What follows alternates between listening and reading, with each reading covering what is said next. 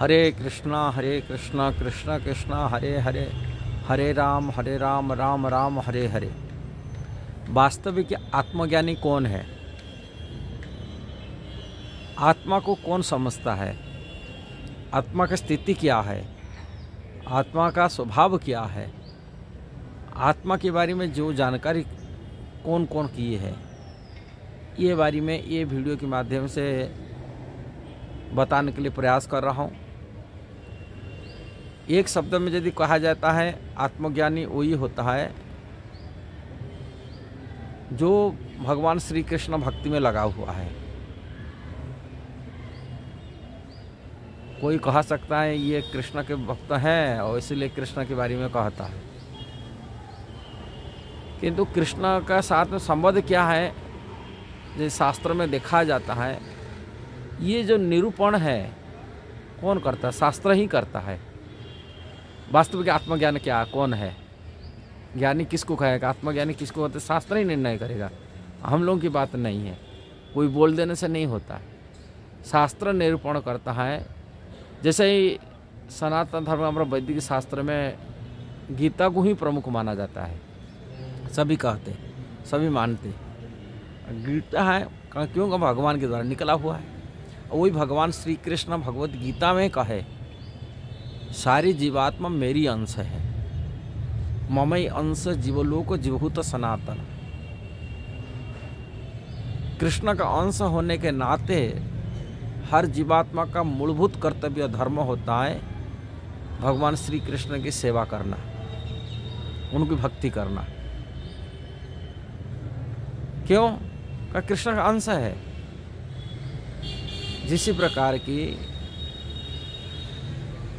हम लोग को ये शरीर मिलता है, माता पिता के द्वारा बनना होता है, माता पिता द्वारा पोषण होता है, जिसी कारण से ये शरीर का मुख्य धर्म होता है भगवान माता पिता की सेवा में लगना चाहिए।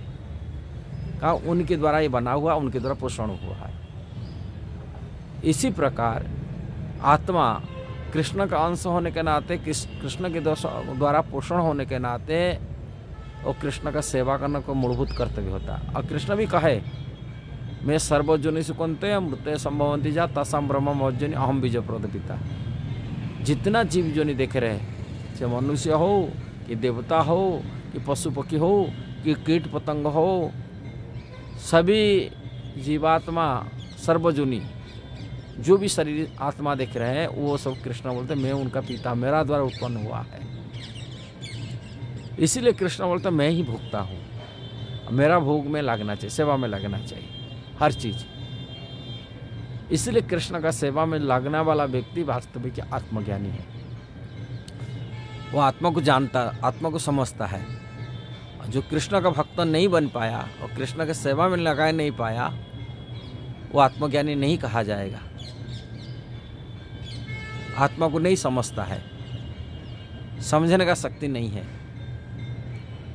इसलिए ये शास्त्र की निरूपण है, शास्त्र द्वारा निर्णय किया जाता है। व्यक्ति अपने हिसाब से निर्णय, आत्मा को जो बुद्धि देता है, ज्ञान देता है, अपने हिसाब से करता है, वो वास्तविक अधूरा है। आत्मा का अपनी क्या ज्ञान है, अपने पास क्या ज्ञान है, क्या बुद्धि है, और अपने द्वारा जो दिया जाता है वो